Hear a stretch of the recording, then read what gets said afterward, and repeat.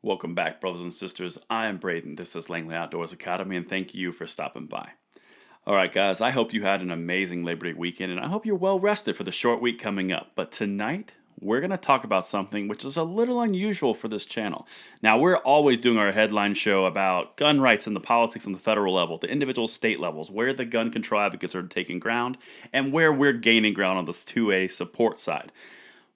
But there's a big element of something that we need to address in the room, and I want to address Chicago here in 1 second. There's two things I want to say really quickly. The first thing I want to say, make sure you guys check out today's bullet points episode. I've got it linked in the description box below. There's a card right here, or a thumbnail right here, and a card right here. A gun control activist from Washington Post went to a Texas gun range and came out and saying that guns were seductive. I can't make this up. Check it out. It's in the description box. It's delicious. All right, that's the first thing.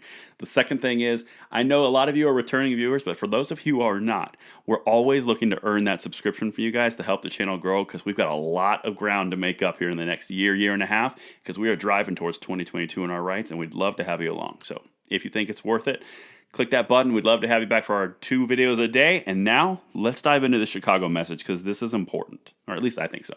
Let me know in the description box below, and the article is down there as well. Excuse me, your comments below.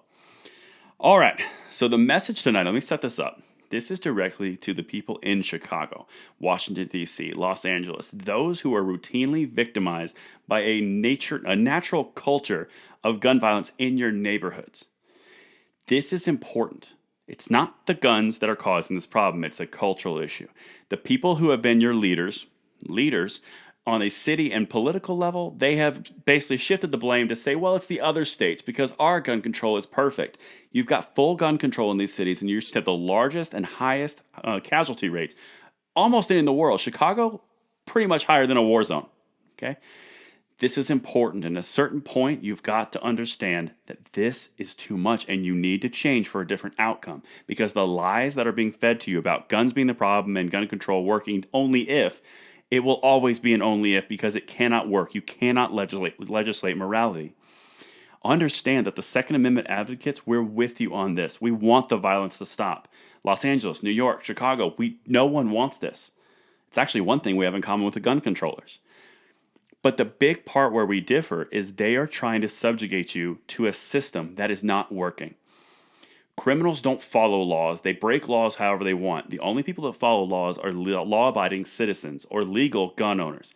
If the state imposes all of these restrictions on legal gun owners, but the criminals still have them, all you've got now are you have criminals against police officers, and then the victims are the people in the middle who are neither of those parties. This is being created by the politicians restricting your rights and enabling criminals because now they're more powerful. There becomes a certain point in time where you need to step up and take your own future. And whether it's defending yourself or just voting in a different way or thinking it through, please. Children are being hit by this, and this is terrible. I'm not going to say the details. You can look it up in Chicago what happened this weekend, but it's terrible. But now I'm going to show you what your leaders are doing for Chicago's standpoint, okay? This is not working.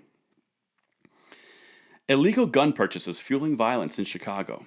Illegal gun purchases, but they're still getting them. That's the point.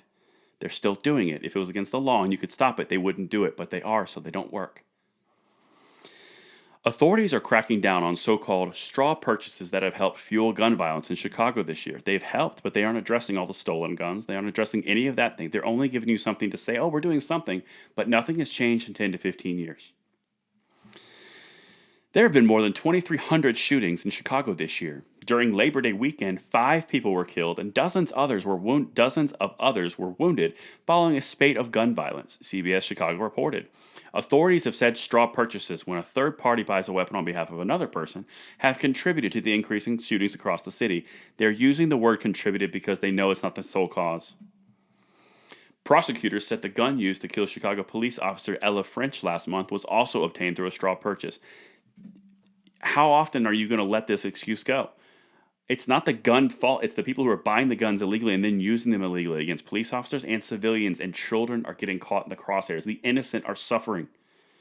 We don't want this, but you have to understand at a certain point you have to change your behavior. If this reaches one person and it does something, awesome. Let me know what you guys think in the comments field below. Here's what your feds are doing. Here's what the most powerful organization in the land is doing to help you. The Justice Department launched in July a strike forces team in Chicago and 4 other U.S. cities to fight gun trafficking. Why would they send those 4 people? And again, I'm talking directly to the people in Chicago, New York, Los Angeles. Why would they send 5 strike teams out across the nation only to gun control zones? If Chicago was the only issue, that would be a one thing for an argument. But it's every single place that gun control exists because they restrict the rights of the legal and they enhance the power of the criminals. Please understand this. The things that are happening are your votes are going towards these people who are enabling this issue. You have rights and they're lying to you about them. Please embrace them. This is the feds. This is what they say. Our straw purchasers are savvy in their intent to deceive a firearms dealer, said Kristen DeTinio, special agent in charge of Chicago's ATF office. It is a major cornerstone of our trafficking strategy to identify those straw purchases. Here's what else she said in the same article. Our offenders are completely emboldened. They're not afraid of getting caught. They're not afraid of the consequences once they get caught, DeTinio said.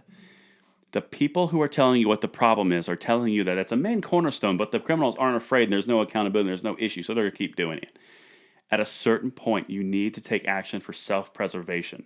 Whether that is buying a gun for yourself and loosening up gun rights in your city, in your state, in your localities, or that is strictly voting in a different way than you have before, something has got to give. Subscribers who are here all the time, not in those main cities, let me know what you guys think in the comments below. Offer some support to these guys because they're not in a good place. And until tomorrow morning on Bullet Points, I'm Braden. See you later.